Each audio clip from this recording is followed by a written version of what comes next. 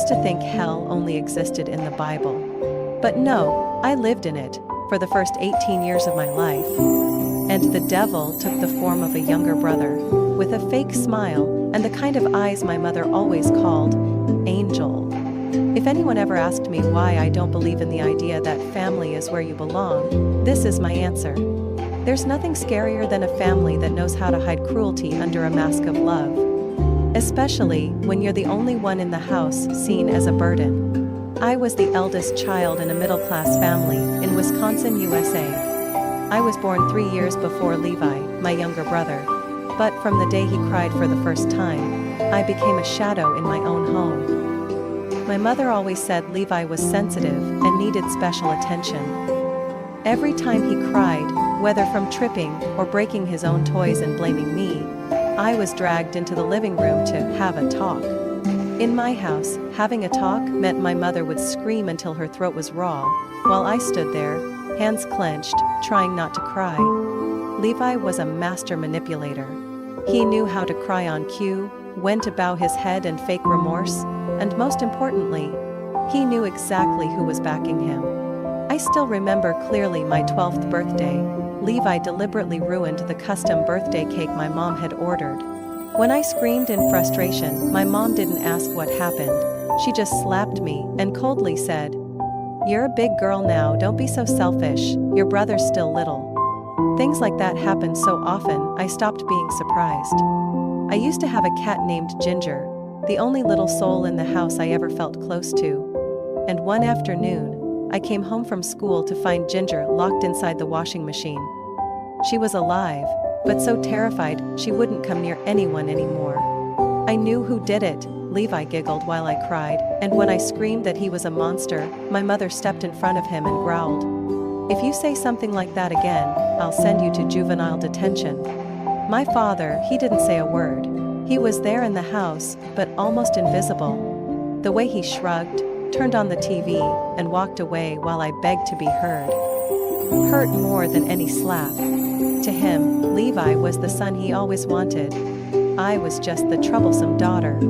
I learned to stay silent at 13. I stopped telling anyone about what Levi did to me at school.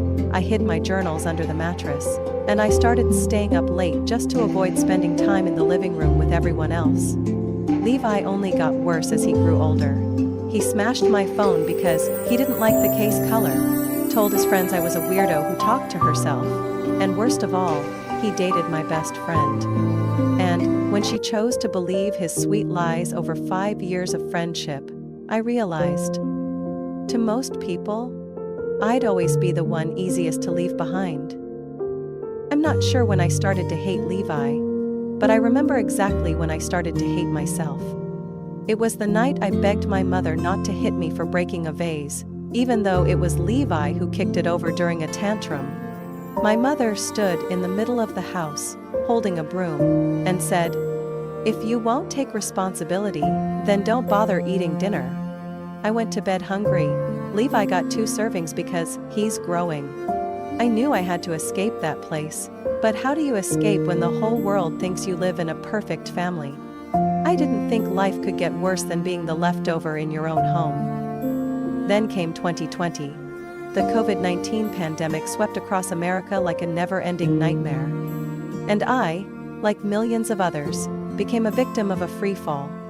When the flower shop I'd worked at for 6 years was forced to close indefinitely, I naively thought, just a few weeks. But weeks turned into months. My boss sent a short email, terminated my contract without notice, and just like that, I lost my only source of income. I was 28, no savings, no house. My roommate moved back in with her parents in Minnesota, and I stood in an empty apartment in Milwaukee, listening to the faint hum of the fridge, like the final breath of a stable life. I sold everything I could, my desk, printer, the rare book collection I'd treasured since high school. Eventually, all I had left were a few clothes, a backpack of personal items, and the old camper I'd bought last year. To try camping and feel free. Ironically, it became the only place I had left to call home. I remember clearly the day I called my mom, my voice trembling like a lost child. "Mom, can I park my camper in your driveway for a little while? I don't need to come inside, it's just, I have nowhere else to go." There was silence on the other end, then her tired sigh. "Amelia, you're an adult now and still can't take care of yourself? We don't have space. Don't be a burden." I swallowed hard. "It's just parking, Mom, it won't cost you anything." She laughed, cold as ice. "Parking? That piece of mobile trash, the neighbors will think we're housing a homeless person." Don't embarrass me. I don't know what hurt more, the rejection or the disgust in her laugh. Probably both. I hung up, gripping the steering wheel like I could crush something, but there was nothing to crush except my own heart. Levi, of course, didn't miss the chance to twist the knife. He texted me a selfie of the whole family. Him, Sil his wife, and their twin kids having dinner. In the photo, scribbled on the chalkboard behind them were the words, "Family dinner. Where people of value belong." Right below was the message. "Looks like the camper's gonna be your new best friend, congrats." That night, I crawled into the camper, parked temporarily in a Walmart lot, and pulled the curtains tight like the world outside was a wild animal waiting to tear me apart. I had never known a night so long, so cold, and so empty. The wind howled through the cracks, unfamiliar footsteps echoed outside, and loneliness filled the space like water flooding a sinking apartment. I couldn't sleep, not because I was scared, but because the shame was too heavy, eating away at me like termites hollowing wood from the inside out. The next day, I began the life of an urban ghost, moving from one parking lot to another, avoiding security guards, hiding my existence like I was a criminal. To get electricity, I had to secretly run a cable from an old gas station nearby. To shower, I asked for guest passes at cheap gyms. And to stay sane, I taped a piece of paper with a scribbled message on the camper wall. "This is only temporary." But temporary lasted 7 months. I had never felt so small. No one called, no one asked. Not a single person from my family texted, not even to check in. To them, I had disappeared, and they were fine with that. If you ever asked me why I didn't go back, this is why. When you fall into the deepest hole of your life, the first person to kick you isn't society. It's the people who call themselves family.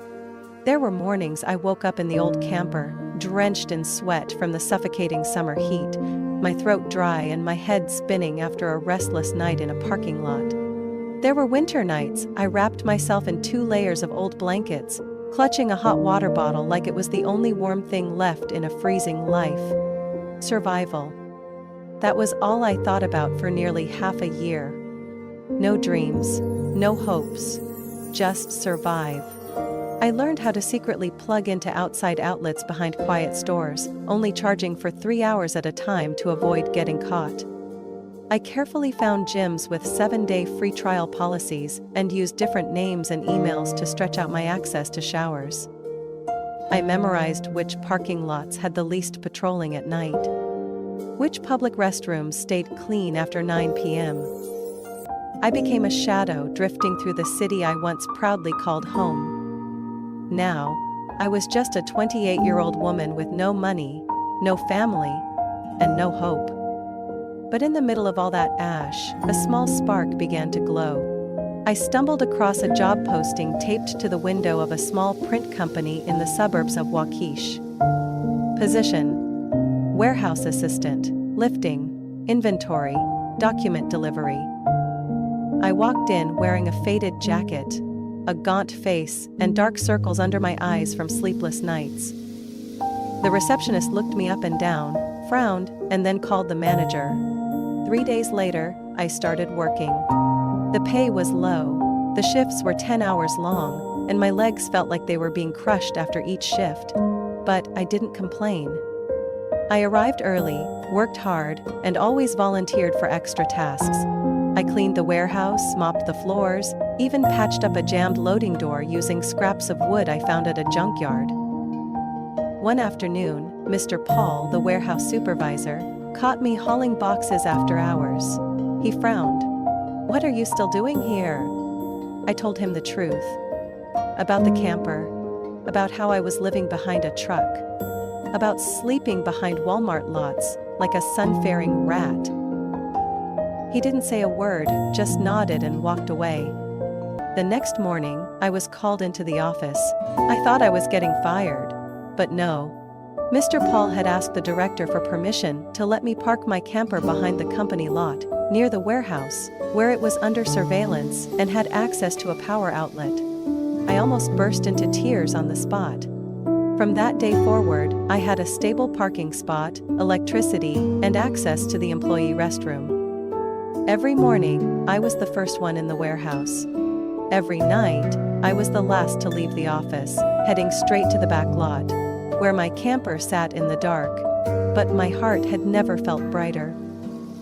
Over time, I stopped being the helper. I learned how to operate the machines, understood the inventory system, and mastered efficient shipping. I took notes on everything, proactively suggested small improvements to increase productivity.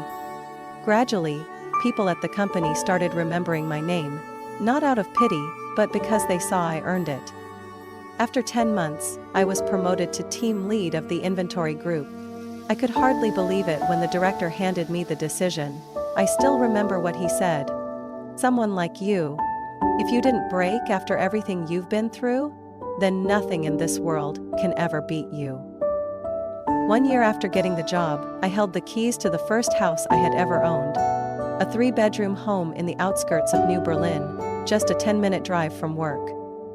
Not big, not fancy, but it was mine, earned completely by me. I parked the familiar camper in the backyard and stared at it under the sunset. It had once been a temporary shelter, now a memory, proof that I didn't give up. And then, in a stupid moment, I posted a picture of the new house on social media. A few days later, the old nightmare came knocking. I should have known. I should have stayed quiet. Just one photo of the new house, one short caption on Facebook. Finally, after all these years, I have a place to call home. And just 3 days later, the doorbell rang loudly in the middle of Sunday afternoon. When I opened the door, I froze. My parents, Dan, the golden boy little brother, and Sil, his wife who always treated me like a rag under her feet, were standing right there on my porch, holding their youngest child, with the other 3 clinging to their legs like hungry kittens. "Amelia, oh my God, this house is so cute," my mom squealed, her eyes scanning the living room. And without waiting for an invitation, she and the rest of them walked right in like it had always been their property. Sil smirked, her eyes scrutinizing every corner of the house. I knew that look. The kind someone gives when they're sizing up how they'd arrange furniture in a place that isn't theirs. I hadn't even had time to ask how they found the address when Dan patted my shoulder. Sugar sweet. "Hey sis, we were thinking, maybe you could move back into the camper for a while and we could stay in the house. You're living alone, and we've got 4 kids." I laughed, a dry, bitter laugh. "Are you serious, Dan? This is my house. I just bought it with money I earned. What are you people thinking?" My mom cut in, her voice soft like she was soothing a child. "You're living alone. 3 bedrooms is such a waste. Dan and the kids are all cramped in our place. You used to live in the camper, remember? It was fine then." Sil curled her lips. "What's the difference? You're used to living like that anyway. Plus, this place is close to Dan's job. Super convenient." I stood in the middle of the living room, heart pounding, trying to stay calm. "No. This is my house. I lived like a stray dog for 2 years to get this. No one gets to show up and tell me to move out." Dan's tone changed, the sweetness gone. "You're so selfish, Amelia. When you needed us, we were still there. Now we need something and you won't give anything back?" "When I needed you? When I knocked on your door that winter night with the camper, who turned me away? Who laughed in my face and called me a failure? Now that I finally have a house, suddenly I'm supposed to share?" No one said anything, not one person could argue back. My mother started her usual act, crocodile tears, a choked up voice. It breaks my heart to see you so cold to your own family. Can't you do just a little something for Dan? I exhaled sharply and turned toward the door. Get out of my house, right now. Sil stepped forward, eyes blazing. You're really kicking your own family out? You lived like a damn dog for years and now you've got a little house and think you're better than everyone? I don't think I'm better, but I don't owe any of you a damn thing. And then, without warning, without hesitation, Sil lunged and slapped me across the face. I stumbled, my back hitting the edge of the table. In the daze, I saw Dan holding her back as she thrashed and screamed like she'd lost her mind. I quietly pulled out my phone and hit record. If you're not out of my house in 5 minutes, I'm calling the police. Silence. No one dared take another step. I looked at my mother. You used to say I was a burden. Now that I have a house, suddenly I'm a bank. Do you even realize how disgusting that is? My father pulled my mother out. Dan's face was bright red as he backed away carrying his child. Sil still screaming and cursing, but silenced by a shout from my dad. Before they left, my mother turned back and whispered, "You'll regret this. One day you'll need your family again." I simply replied, "I've lived without you all for years, trust me, I won't need you again." The door slammed shut. And for the first time in years, I didn't shake after standing up to them. As soon as the sound of Dan's tires faded down the street, I locked the door, pulled the curtains shut, and collapsed onto the couch. My face was still burning from Sil's slap, but the physical pain was nothing compared to the rage boiling inside me. With trembling hands, I opened the video I had recorded. The footage was clear, the audio was crisp. Sil's shameless face, my mother's screeching voice, Dan's entitled demands. Everything was captured on this little phone. No. I wouldn't let them spin the story again. Not this time. I opened my laptop, pulled up social media. My hands shook as I typed the first line. But the more I wrote, the more I felt myself reclaiming the power they'd crushed in me since childhood. This is the truth about how my parents, my brother Dan and his wife Sil, showed up at my house and tried to take my property, baldly and violently. I recounted every detail, leaving nothing out. I attached the video. The moment Sil lunged and slapped me, my mother saying, "Do it for Dan," and Dan's cold face as he said, "You don't need to pay rent." It was all right there. I posted it at 8 p.m. By 9 p.m. my phone was buzzing non-stop. Messages, calls, comments. I didn't know how explosive the post would be, but clearly, neither did my family. That night, my cousin Lisa messaged first. "Oh my God, Amelia, are you serious? Is that real? I just watched the video. I'm shaking with anger." I replied, "You think I could make that up?" And then the messages came pouring in. Aunts, uncles, distant relatives I never thought would speak up, all sent messages of support. "You've been through too much, Amelia. I knew your parents favored Dan, but I didn't realize they'd go this far. You did the right thing. No one has the right to take away what you earned." One of the first to share the post was my aunt, my mother's younger sister, the one my mom despises because she's always been fair. She wrote a sentence that made me cry. "Never let anyone steal what you bled and cried to build. I'm proud of you, Amelia." I knew my mother wouldn't stay silent, and sure enough, the next morning she posted a message full of sweet lies. Unheartbroken that my daughter would shame her family over a small misunderstanding. We were only trying to help her brother, a hardworking man with 4 small kids. But that post sank in a storm of backlash. Everyone had seen the video. Everyone had heard the audio. There was no way for them to clean up this mess. Dozens of comments refuted her directly under the post, most from people who had stayed quiet for years. "You call that helping? Looked like trying to take over to me. Good thing Amelia had proof, otherwise you'd still be manipulating, like always." Dan chose silence, no excuses, no apology. Sil did exactly what I expected. She deleted all her social media. On the 3rd day, someone I never expected, Uncle Matthew, called me. He's my dad's older brother, the one who always kept his distance during family gatherings. His voice was deep but firm. "I saw everything. If you need a lawyer, just say the word. I know a few good ones. I nearly choked up. I didn't think you'd take my side. You were wrong. I stayed silent for too long. But this time, I can't. I sat in front of my computer, looking at the post that had been shared nearly 4,000 times. The messages kept coming. But the most important thing wasn't the attention. It was that I had finally found my voice. For the first time in years, I felt not alone.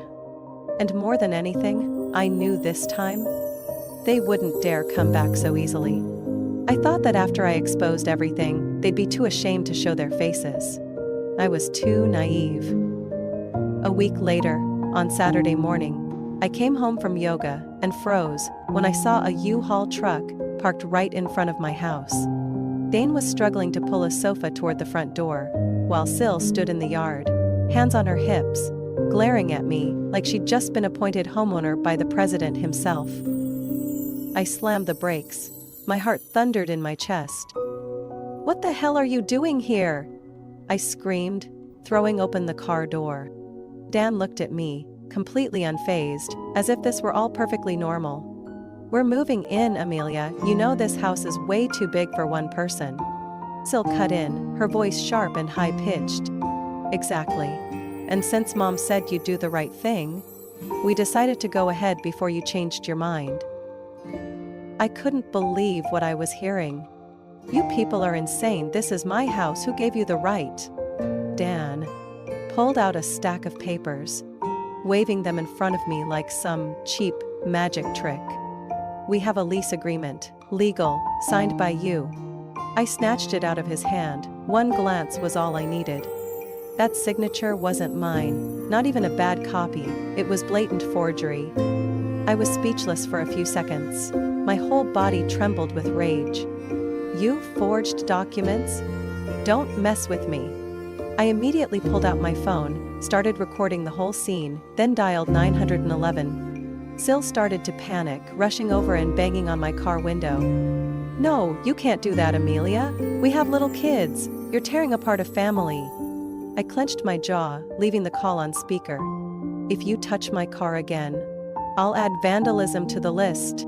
When the police arrived, I explained everything. The previous video, the social media post, the fake lease with the forged signature. A young officer frowned, holding up the document. "You're saying you didn't sign this?" "Absolutely not. I even have video of their last visit. No one mentioned anything about a lease." I provided examples of my actual signature. The difference was obvious. Undeniable. Dan stood frozen like a statue. Sil began crying, wailing about how cruel and heartless I was. But her words carried no weight, not with the officers, and especially not with the security camera I had installed just last week. I pointed at the newly changed lock. "Check this out. They replaced my front door lock, left the old one and the drill bits right there on the porch. That's forced entry." The older officer nearby nodded, his voice heavy. "We'll ask them to leave immediately. If they don't comply, you have every right to file charges for forgery and trespassing." Sil thrushed and shouted, "He's your brother, Amelia. How can you be so heartless?" I replied coldly, "I owe nothing to any of you, especially when you treat me like a walking ape." After 2 chaotic hours, they were forced to load everything back into the truck.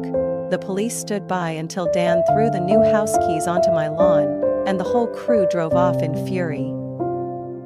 The very next morning, I changed all the locks. Then I posted a short message online. Some people don't understand boundaries, so they need to be taught by the law. This time, the response from relatives was even stronger than before. No one defended my parents or Dan anymore. One cousin from San Diego commented, "Better this, we're done calling them family." "I'm so sorry, Amelia, but you stood up so fiercely." I knew then there would be no more full family Thanksgiving dinners. But that was a loss I was more than willing to accept. Because finally, I had protected what I worked for, and no one was ever going to take it from me again. I thought things ended the day the cops kicked them off my property. But turns out, that was just the opening act of a full-blown family tragedy. And the most humiliating downfall of Dan? The once beloved golden child. It all started a few months after the break-in. I got a strange message from an anonymous account. Just one sentence. "Did you know Syl's youngest isn't Dan's?" I nearly dropped my phone. My first reaction wasn't shock, it was amusement. So much so that I had to sit down and laugh in disbelief. Then the rumor spread like wildfire. Soon everyone in the extended family was whispering, while Syl stayed completely silent online. A silence that spoke volumes. Until finally Dan, the man who once looked me dead in the eye and demanded I do the right thing, broke his silence. He held a small family meeting and revealed the DNA test results. The first 3 kids were his, but the youngest, a 6-month-old baby girl, had no biological connection to him at all. The atmosphere at the family meeting froze over like ice. I wasn't there, but I heard that Dan slammed the DNA test results down on the table and said, "I was a fool who trusted the wrong person. And I'm going to make it right." Syl denied everything at first, cried, blamed it all on a moment of weakness. But Dan wasn't the clueless guy he used to be. He had gathered evidence, texts, bank records, even footage from the doorbell camera, proving Syl had been cheating for nearly a year. I heard my parents stayed completely silent during that meeting. Maybe the shock hit harder than even the public disgrace of the house incident. Dan filed for divorce immediately, since Syl had a prior assault record. From the time she hit me, now officially documented, Dan was granted custody of the 3 kids. Syl lost primary custody and was only allowed supervised visits. On the day of the court hearing, Syl showed up alone. The man she had cheated with disappeared. Rumor had it, he blocked her number and all social media. By the end of the trial, Syl had lost not only her husband and her children, but was also fined for violating the conditions of her bail related to the earlier assault. She was held in jail for 3 days. And just like that, the name Sylvia Monroe now had an additional line in the public record. Domestic violence conviction. Afterward, Syl moved back in with her parents in a small town about 2 hours away. On social media, she started posting long, drawn-out rants about how life is unfair, women are mistreated, and how she had been stripped of everything. But no one cared anymore. The people who used to comment with sympathy slowly disappeared. Relatives who once trusted her started blocking her outright. One time, I came across one of her posts by accident. A blurry photo of a messy living room with a tearful caption underneath. "If only people knew I never had a choice." I just smiled. She did have a choice. But she chose to hurt others, and now she wanted pity. Dan, meanwhile, remained silent online. No posts, no comments. But a few months later, I received a message from him. "Amelia, I'm sorry for everything I did." I didn't reply. Not out of hatred, but because I needed time. After all, those 3 children weren't at fault. And whether I liked it or not, Dan was still my brother. The downfall of Syl and Dan didn't bring me joy. But it gave me something. The confirmation that, despite being pushed aside for years, I had lived with integrity and come out stronger than ever. I don't know what made them change. Maybe it was Dan's crash and burn. Maybe it was when the whole family turned their backs, and they experienced for the first time, complete isolation. One afternoon in June, I was planting more lavender in the corner of my yard when my mother showed up. She stood at the white picket fence, wearing a simple long dress, no longer the woman with bright red lipstick and eyes sharp as razors. She called out softly, "Molia." I looked up. "What do you need?" She bowed her head, her eyes red. "I'm sorry for everything." I was stunned. In all of my 34 years, it was the first time she had ever said those 2 words to me. A few days later, my parents came over, this time by my invitation. No more commands, no more arrogance. They sat at my dinner table like 2 worn-out people who'd just been through a storm. My father, the man who once yelled at me like I was a beggar, slowly spoke. "We were wrong. Wrong for spoiling Dan. Wrong for expecting you to sacrifice without complaint." My mother nodded, quietly wiping away tears. "We were narcissists," she said, her voice trembling. "We didn't see that you were drowning. They told me that after everything, they started going to church. They met a young pastor, one who didn't lecture or judge, but asked them only one question. When was the last time you truly listened to your daughter? I didn't forgive them right away. But I listened. I wanted to see if this was just a performance for redemption, or a real awakening." As for Dan, he was quieter now. No more inflated ego, no more wife to lean on, no more defenders. He moved into the old camper, the same one I had once slept in during countless freezing nights in the Walmart parking lot. He asked to borrow it because his 3 kids needed a proper place to sleep, and he wanted to give the main bedroom to his eldest son, who was now a teenager. I didn't say much, just nodded. "Don't mess it up, Dan. That camper kept me alive for a whole year." He didn't reply, but I saw it in those once arrogant eyes, now filled with quiet gratitude and genuine remorse. My life, finally, was on the path I had always dreamed of. The 3-bedroom house wasn't just a home anymore, it became a haven for true friends. I rented out the extra 2 rooms to my best friends Emily, a music teacher, and Laura, a librarian recently divorced. We lived together like a little chosen family, warm, joyful. Friday nights were movie night, complete with popcorn, pizza, and so much laughter we couldn't breathe. No one here was jealous. No one made me give up my bed. No one called me a burden. For the first time in my life, I felt like I was chosen, not obligated. On social media, I shared my story, not for revenge, but to let others who were overlooked by their families know, you deserve happiness, even if you have to start from zero. Relatives slowly began reaching out again. Those who once believed Sill's lies, who once doubted me, started sending apologies. Some came to my house, bringing apple pie, flowers, or just a hug full of regret. My Aunt Nancy, the one who once told me, "Don't stir up family drama," hugged me for a long time and said, "You're stronger than anyone in this family, Amelia." And now, the whole family knows it.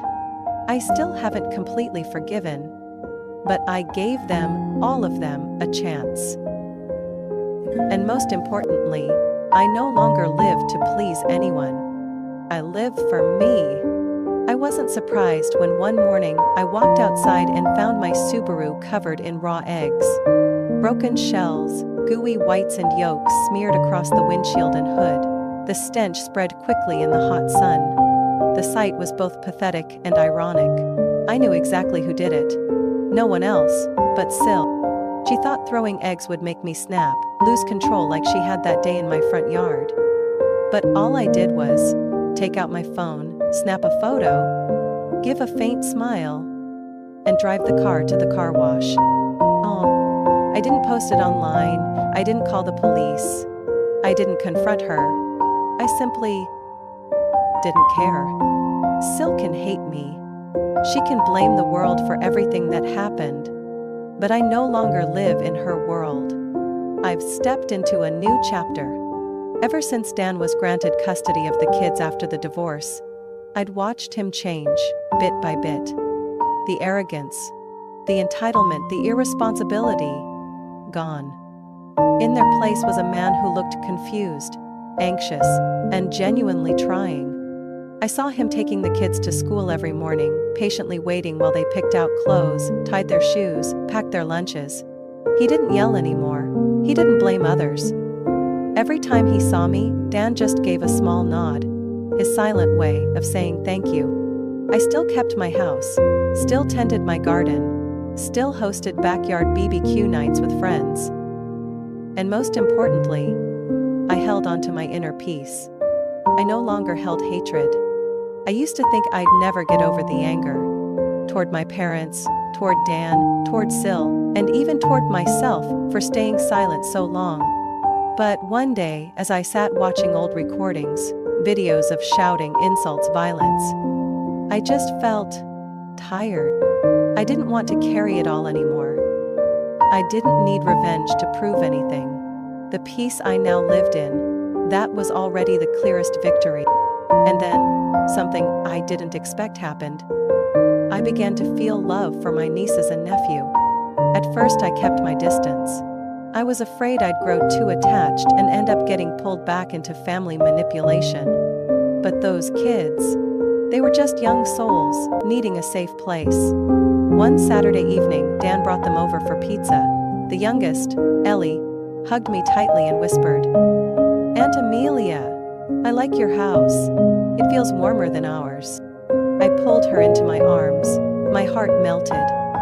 Slowly I learned to open my heart again, but this time, only to those who deserved it. To innocent children who knew nothing of the mistakes the adults had made. To the friends who had always stood by me.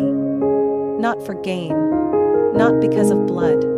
And to myself, the woman who was once thrown to the curb, who slept in a camper through winter nights, who was insulted by her own flesh and blood. I don't know if my parents have truly changed for good, or if Dan will always be a good father, or if Sil will try to cause trouble again. Life never gives guarantees, but I do know this. I survived. I stood up, and I will never let anyone define my worth again. That night, after cleaning up the backyard from a small gathering, I sat alone under the warm glow of the patio light, holding a cup of hot tea, listening to the distant chirping of crickets. The sky was full of stars. The breeze was gentle. And for the first time in many years, I felt truly free. If someone asked me if I regretted losing a family like that, I would smile and answer, no, because in the end, I built a family I chose. My story isn't just about the journey from pain to freedom. It's proof that you don't have to accept toxic relationships just because they're family. I learned to stand up on my own, rebuild my life from scratch, and find peace in the home I created for myself. A real family isn't a place where you feel small or used. It's where you're respected, loved, and free to be yourself. And I chose that. For me. What do you think about Amelia's journey and the choices she made? Let us know in the comments, and don't forget to follow the channel so you won't miss more powerful real-life stories and meaningful lessons about family, love, and self-worth.